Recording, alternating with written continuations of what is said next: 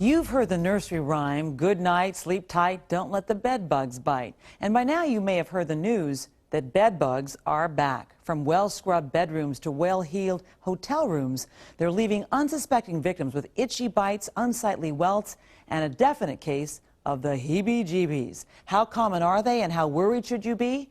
Dennis Murphy has a Dateline hidden camera investigation. They were on me in the bed. And I was just clawing away at my skin. You check into a hotel for a good night's sleep, I was bitten very much. never suspecting that you might become room service dinner for a crawly critter. An insect waiting to drink your blood. I had, welts, and they were all over my legs, my arms. You've got to believe me. That's what happened to these two women just months ago in decent American hotels. They were the smorgasbord for bed bugs. You ever heard of bed bugs other than the old adage? No, I never Ever seen did. one in your life? No. None of us had. Bed bugs had been shown the no vacancy sign in the U.S. for nearly 50 years, virtually eradicated. But now that's all changed. So they're back. Mm-hmm. And they're in expensive hotels and biting the best of people, huh? Right. It's a national problem. The Orkin Pest Control Company says that after 50 years more or less without them, it's now treated bed bugs in all but 3 states. And according to the National Pest Management Association, bed bug complaints have increased 50-fold over the last 5 years. They've popped up in apartments, mansions, or dormitories in nearly every corner of the country. Just a few weeks ago, bed bugs nibbled on the traveling cast of a Broadway musical at this Ramada Plaza in San Francisco. Last summer, a young family vacationing at this 5-star Westin resort in Hollywood, Florida, had the same complaint. Are bed bugs in cities rather than countryside? Well, they're in the country as well. This is like the return of the woolly mammoth to entomologist Deanie Miller, who until very recently had never even seen a live bed bug. She says in the U.S., exterminators and 1950s-era housewives like this one wipe them out. A good treatment with an insecticide gives long-time protection. We were just able to spray them with this insecticide, which we used very liberally in those days, and got rid of them, and so they were gone from the United States. What brought the bed bug back? Well, where do they come from? I don't know. Experts think the resurgence in bed bugs began with international travel. Bugs hitching rides on suitcases coming out of the Middle East, Europe, Asia, places where they've been thriving all along. And from their new American base, unwary travelers toted them on to other hotels, into their homes. And there's a lot of people out there discovering, once they're in, they're hard to get out. How many of you in the room have had to control bed bugs this past year? At least one prominent authority on bed bugs is Dr. Harold Harlan, who was a career bug expert for the military. Harlan was surprised 30 years ago when he came across a few stray bed bugs in a barracks at Fort Dix, New Jersey. He carried them home with him on purpose. I took them off the wall, but I just wanted to keep them alive and observe them. We were looking at the bite effects on soldiers at the time.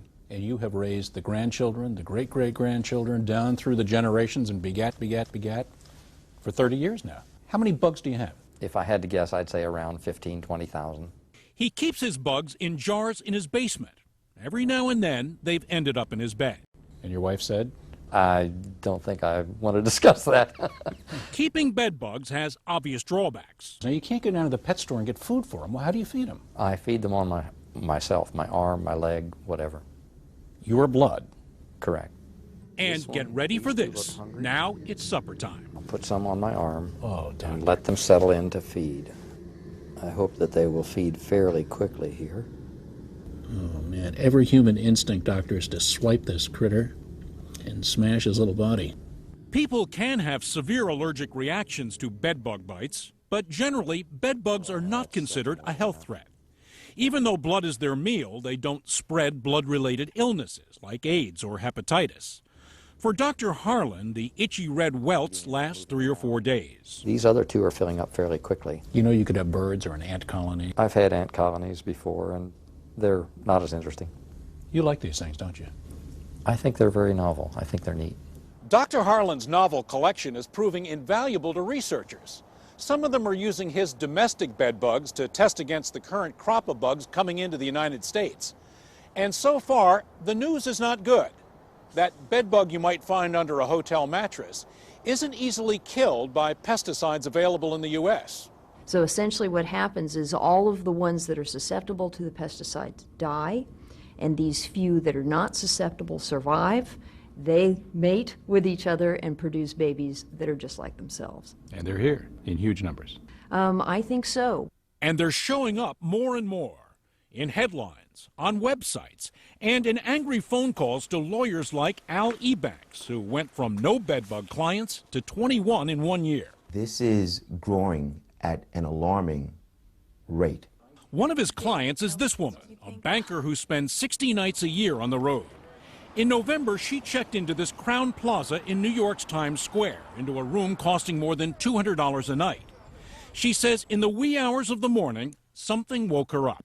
I get up, I go into the bathroom, and I see there are bugs on me. Reddish brown, tick-like bugs on me. I go back to the bed, I flip back the covers, and there's bed bugs in my bed. Lots of them. Yes. I put my glasses on, the light on. The bed next to me is covered, infested with bugs. Within days, she says she too was covered with itchy red welts. Nancy, how does it feel to think you're lying in bed in the middle of the night, $200 a night room, and bugs are chewing on you for dinner? It's dirty. It's horrific. It's with me now, and I just, from that incident, it's something that I haven't gotten over. And on this rack? Last Christmas Eve, this woman checked into the Regency Inn and Suites near New York's Penn Station with her daughter.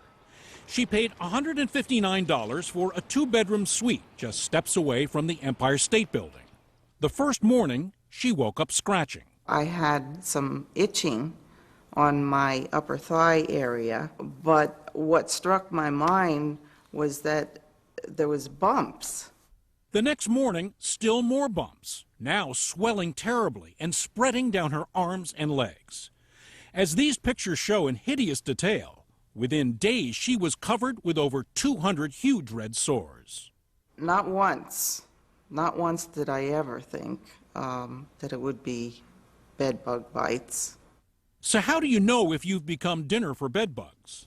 This woman had two of the classic signs. She went to bed fine and woke up itchy. And as her photos show, she had red welts all in a line. Bed bugs walk along blood vessels, sampling as they go. She ended up in the emergency room. I was terribly upset, looking horrible. I just got so depressed over the whole thing. The itching lasted nearly a month, and she still has scars.